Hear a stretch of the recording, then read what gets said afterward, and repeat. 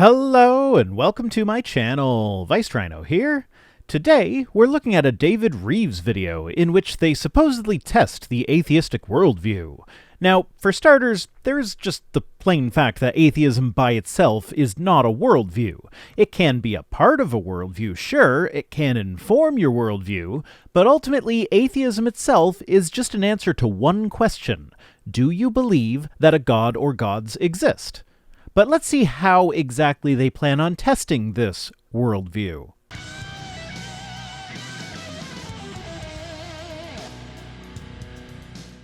How can we use this to test our worldview?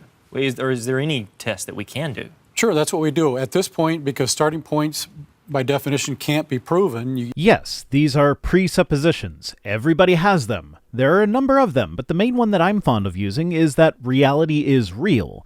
I can't prove that we're not in the Matrix, but there's no functional difference between this being a Matrix situation as opposed to it actually being real, so I just assume that it is real as a matter of convenience.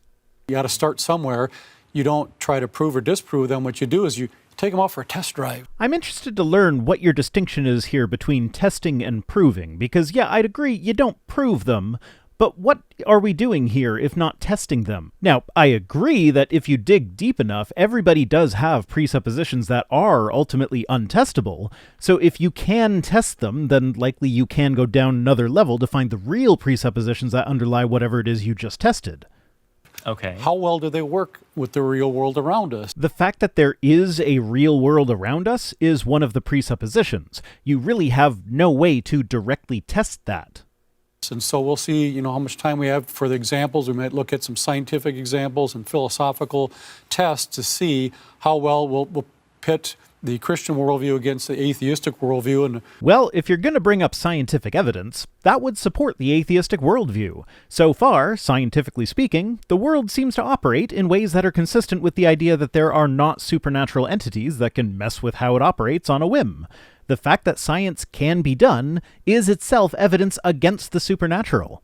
First example we'll use testing these worldviews, these starting points, would be the idea of logic. Ah, logic. So we're going to be playing apologetics word games rather than appealing to any actual evidence. Fantastic.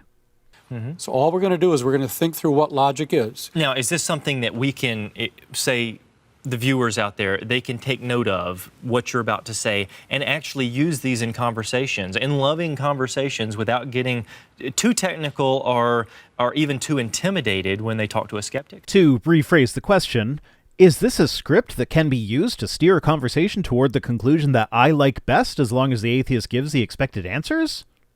Right, this is extremely practical, and I'm glad you brought that up, we do want to do this very graciously. Yeah. Scripted conversation apologetics are not gracious. They are frustrating, because often the people don't stick to your script, and rather than engaging with what is actually being said, the person using the script will often do their best to steer the conversation back to the script.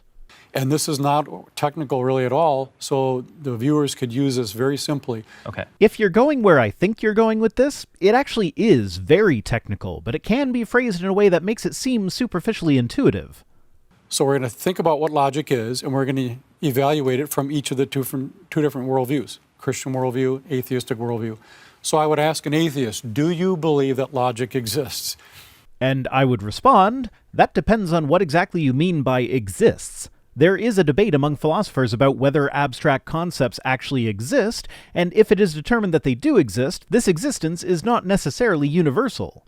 For instance, it might be said that numbers as a concept necessarily exist in a universe with properties such as the one we live in, while something like a work of fiction, like Homer's Odyssey, does not necessarily exist, though it does currently exist for us. There was a time in history when Homer's Odyssey just didn't exist. It had no existence. And now here we need to distinguish between conceptual existence and physical existence. If I write the number 1 on a page, that number is a physical object that has a physical existence, but it represents a concept that is not necessarily physical but has an abstract existence. So already we're one question in, and we've gotten into some technical and mind-bending philosophy. That is, if we actually take a moment to think about the question rather than just following the script and answering yes. And they say, well, of course I do. Why would you ask? So I could just check it. Do you believe there are actually laws of logic, like the law of non-contradiction. Why would you phrase that one as a belief statement? Yes, people have worked out laws of logic that describe the way the universe seems to operate. This doesn't need to be a belief statement, it's just a fact. Okay, are these laws physical things? No, they are abstract concepts which, as mentioned, may or may not have existence in the philosophical sense, depending on what we mean by existence. Can I take them into a laboratory and weigh them and paint them and bend them? I mean, you can't do that with things like, stars, but that doesn't mean that stars aren't physical.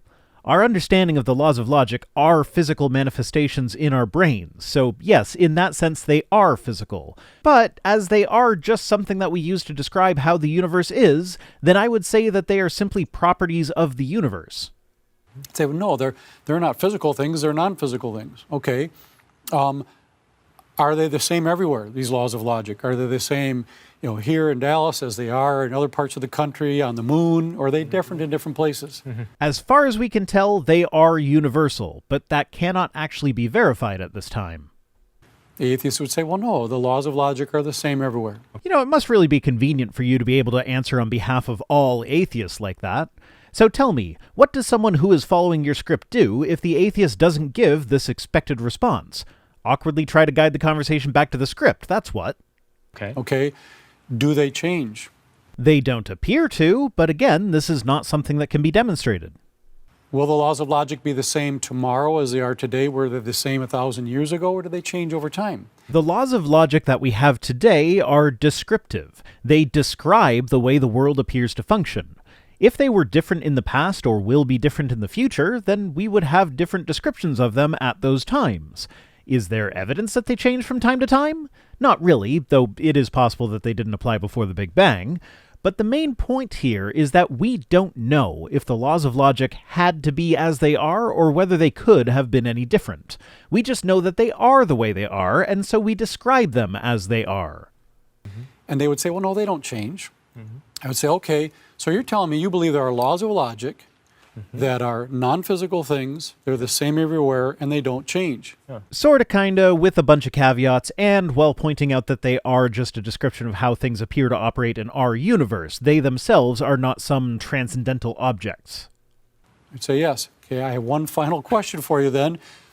Where did they come from? They come from our brains. We created them as ways to describe how the universe works. Using your starting point, your worldview, the thing that you chose, help me understand, where do these non-physical laws of logic come from? Because as an atheist, the only thing you think exists is matter and energy, physical stuff. There are plenty of atheists who accept the existence of abstract concepts. There are also plenty who reject their existence. Personally, I find that conversation to be uninteresting. As far as I can tell, these abstract ideas exist as brain states. The laws of logic that we use to describe how the universe works would cease to be the laws of logic if thinking brains were no longer in the universe to come up with the laws of logic, and yet the universe would continue operating the way that it does currently without noticing that brains are no longer in it. Now, is this because there are some abstract concepts forcing it to act this way? No, the concepts were just developed to describe how it works. The concepts themselves do not dictate how it works. We've never seen matter and energy create a non-physical thing, but... Well, if you are part of the philosophical camp that believes that abstract concepts are actual things, then yes, we have. Our brains do it all the time. Also worth mentioning is that philosophers don't even agree on how to distinguish between abstract and concrete. Sure, some examples are obvious, but thus far the distinction has been made by way of example rather than by definition, and it may be the case that we never decide on an actual definition. As an example, the concept of whiteness could be abstract or concrete depending on your perspective on the matter. There are definite definitions of what white is, and there are definite objects that are white, but the way our brains see such objects complicates things quite a bit. For instance, in this classic illusion, squares A and B look like completely different shades. B is pretty close to what we would call white, while A is a much darker gray. Except if you pull this image into Photoshop and use the color picking tool, you'll see that this is a trick of our brains. They are both the same shade of gray. So there are real objects that have the property of whiteness, but how white something is to us is entirely dependent on how our brains are interpreting what they are seeing.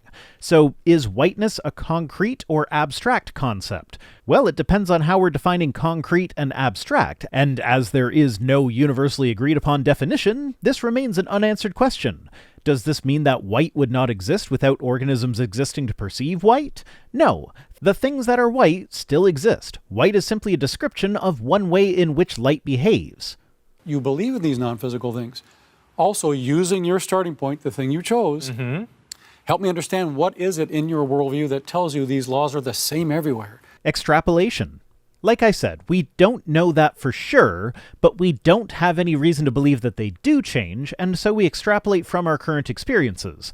Now, what is it from your worldview that makes you so sure that they are the same everywhere? And lastly, what is it in your worldview that tells you they never change? Again, extrapolation. They don't appear to have changed thus far, with the possible exception of that remarkable period of time when the universe was ultra-compressed, and so we have no reason to think that they will suddenly up and change tomorrow. There's actually absolutely nothing in an atheistic worldview that can account for laws of logic that are non-physical, the same everywhere, and they don't change. Wow. Do you have evidence that they would change if there weren't a god holding them steady? Is there some inherently necessary property of universes that causes them to have wildly changing laws of logic and or laws of physics unless an external force stabilizes them? How do you know of this property? Apologists love to assume that God is necessary to make sure that these laws remain constant, but at the same time, God violates these laws on a whim in their worldview. So in the Christian worldview, the laws of logic are constant because God has to battle the unknown forces that would cause them to change were he not there holding them at bay. What evidence do you have for the idea that these properties of the universe would be subject to change without God? None. It is purely an assumption based on intuition. Okay, did we just disprove their worldview? No, we're not trying to. Well, you could have fooled me. But yeah, no, they did not disprove our worldview. No. Just testing it, and it's not looking good so far. Looks a lot better than the one who makes the same observations and extrapolations about how the universe appears to operate, and then makes the additional assumption that some external force needs to provide resistance to whatever other external force wants to change these laws of logic. Then you switch over to the Christian worldview. Okay. How does a Christian handle this? Very simply. Christians believe in a God who is non-physical, he's the same everywhere, and he doesn't change. So, by the logic used in this video so far, that means that we must need some sort of ultra-god to make sure that the Christian God remains non-physical, stays the same everywhere, and doesn't change. That God created a universe that operates under laws of logic that reflect his character. Ah, but they only reflect his character because the ultra-god that created God operates under laws of logic that reflect its character. They are non-physical, the same everywhere, and do not change. It makes perfect sense in a Christian worldview, but it's totally antithetical to an atheistic worldview. It only makes sense in a Christian worldview if you also believe in the aforementioned powers that are striving to change the laws of logic in our universe that your God must be constantly battling. And even then, your reasoning for why the universe is logical implies that there must be the ultra-god making your God the way he is, because otherwise, how could you have a non-physical being that stays the same everywhere and doesn't change? In order to remove God from needing something else to make him just be like that for no reason other than that's just the way he is, you need to engage in special pleading. And if God can be that way just because that's how he is, why can the universe not be that way for the same reason? A God is just an extra layer of assumption here. So anyone can do this. Very simple. And again, you're just graciously asking questions, probing a little bit deeper to see how do they account for certain things given their starting point. You're asking leading questions that are designed to get them to a specific conclusion under the assumption that this is an area that they haven't spent a lot of time deeply considering in their lives. You may get people to follow the script perfectly at some times, but I doubt this method would actually gain any converts. So, and of course, anyone who's honest would have to say, okay, yeah, this doesn't fully match my starting point if I'm starting from a naturalistic assumption that we're here because we're here. No, anyone that's honest would realize that this is a dishonest debate tactic meant to put people on the spot with regards to a complex philosophical issue that they likely have never considered before.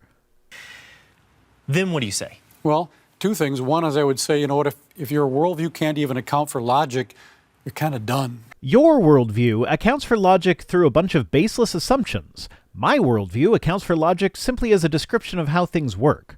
I feel like my worldview accounts for it a bit better than yours. because you need to use logic to talk about anything else. Yeah. So with that, I would say, okay, let's do another test. And I would ask them, is there anything you think you know for sure? Yep, that sure is the next step in the presuppositionalist script. The answer you're likely looking for, which may take a couple more probing questions to get to, is no. It is possible, given what we know of how our brains operate, that the entire world that we are experiencing is nothing more than an illusion created by our brains, whether it be a Matrix-type simulation or a brain in the vat or some other form of solipsism. But things that we know definitionally can be known for certain. For instance, 2 plus 2 equals 4, given how we define 2, 4, plus, and equals. I can absolutely know that for sure. This has to do with the idea of knowledge and certainty. Yes, knowledge and certainty, which are two distinct categories and which have subcategories. You can be certain that you know something, and that thing can be wrong. You can also be certain that you know something and that thing can be right. Your level of certainty does not necessarily conform with the truth value of the thing that you are certain or uncertain of.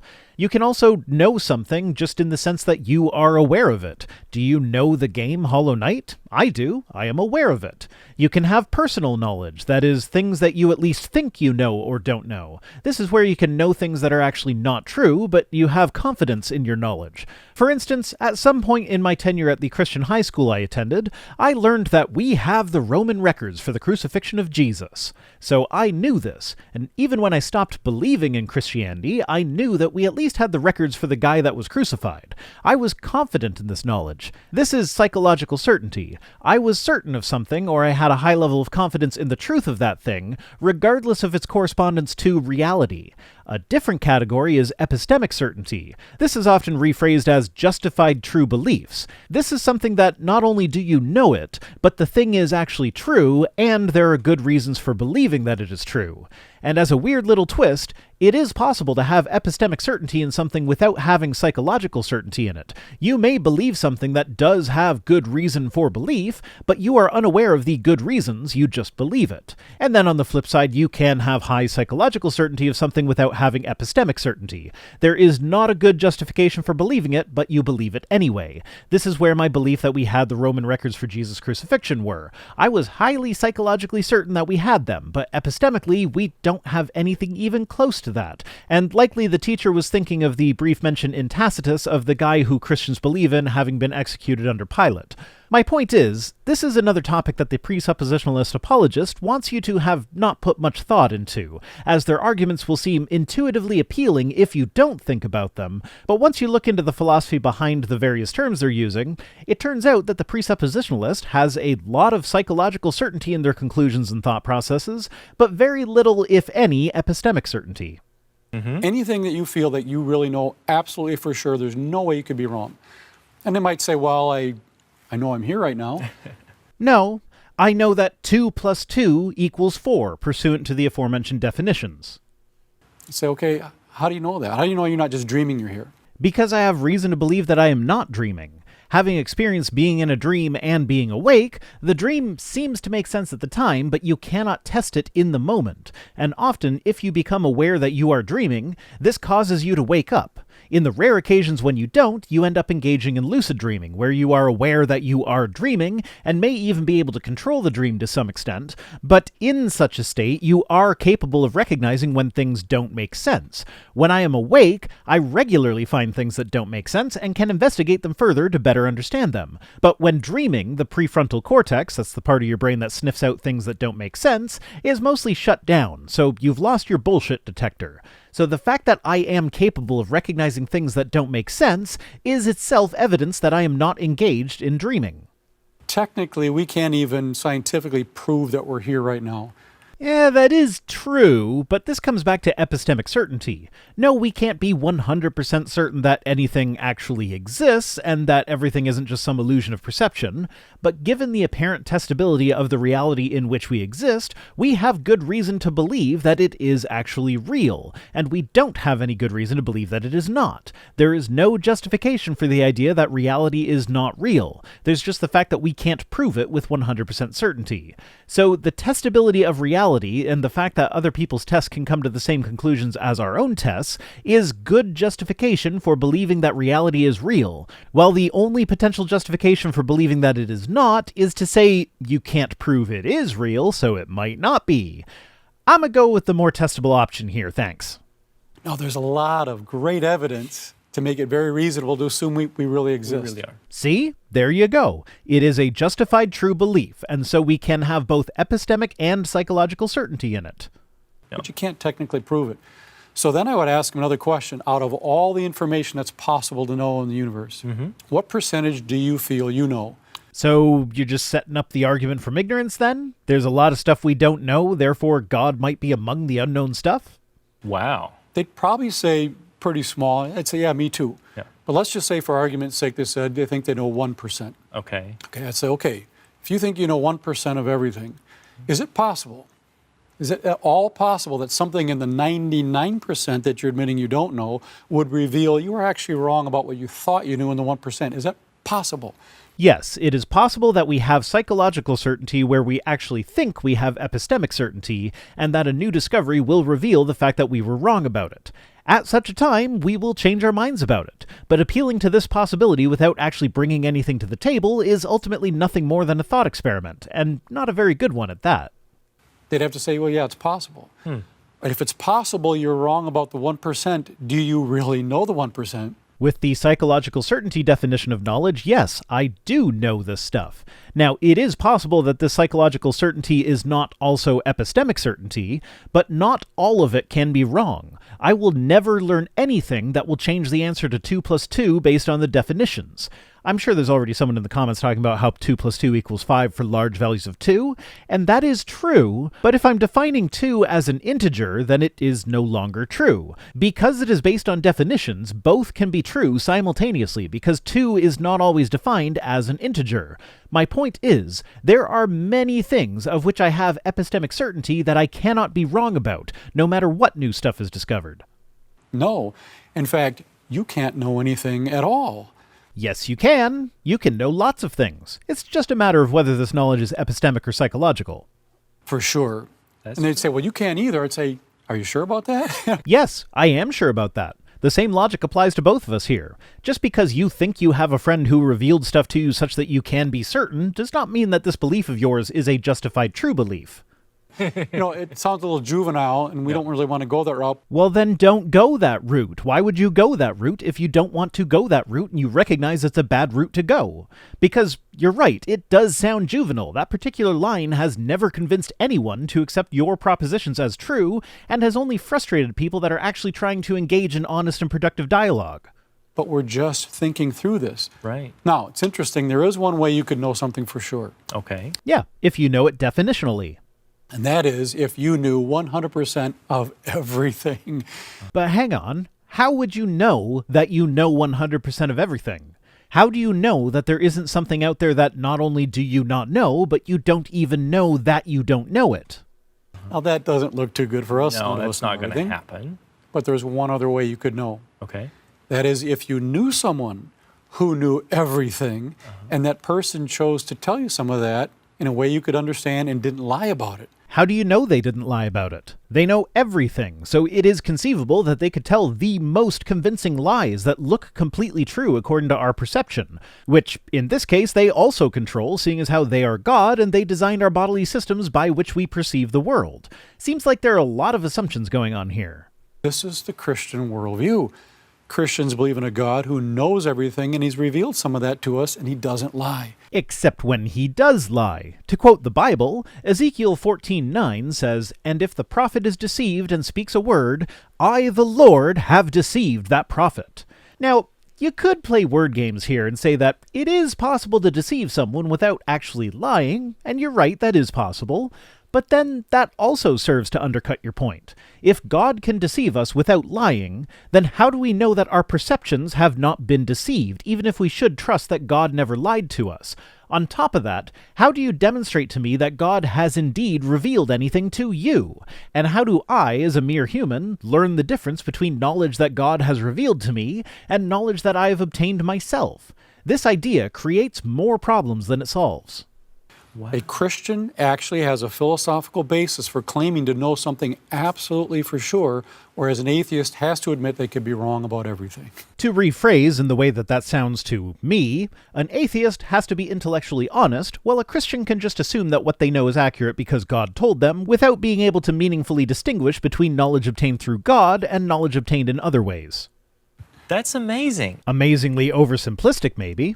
Remember in Friday's video when I said that presuppositionalism is apologetics for people who want to sound smart but don't actually want to engage with ideas that they disagree with? This is what I meant. Any off-script answer that an atheist gives to any of these questions will usually be waved away, and then the questioner will try to get the atheist back on script. And these are complicated philosophical issues, of which there is much literature on the matter. The presuppositionalists will allude to some of these philosophical ideas, giving the impression that they know what they're talking about when navigating these philosophical discourses, but in reality, they present the ideas as a dichotomy, when no dichotomy exists, and then they ignore any amount of nuance in the positions and rely on the fact that most people aren't familiar enough with philosophy to call their bluffs.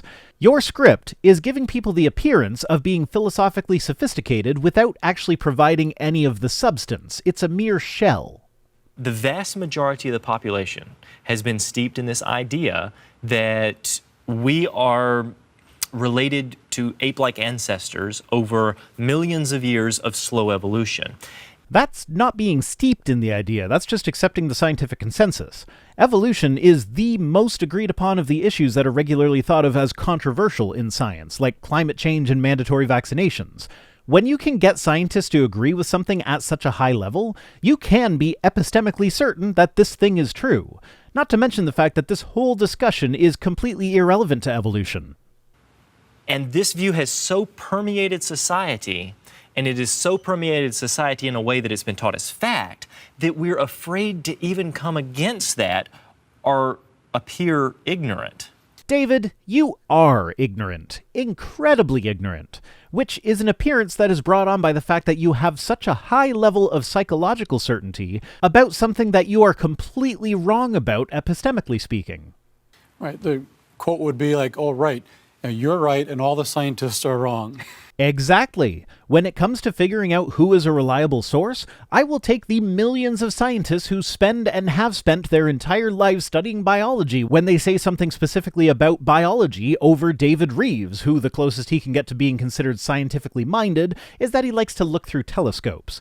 The idea that David Reeves is right about a biological topic and the millions of biologists are all completely wrong is just so incredibly unlikely as to be laughable.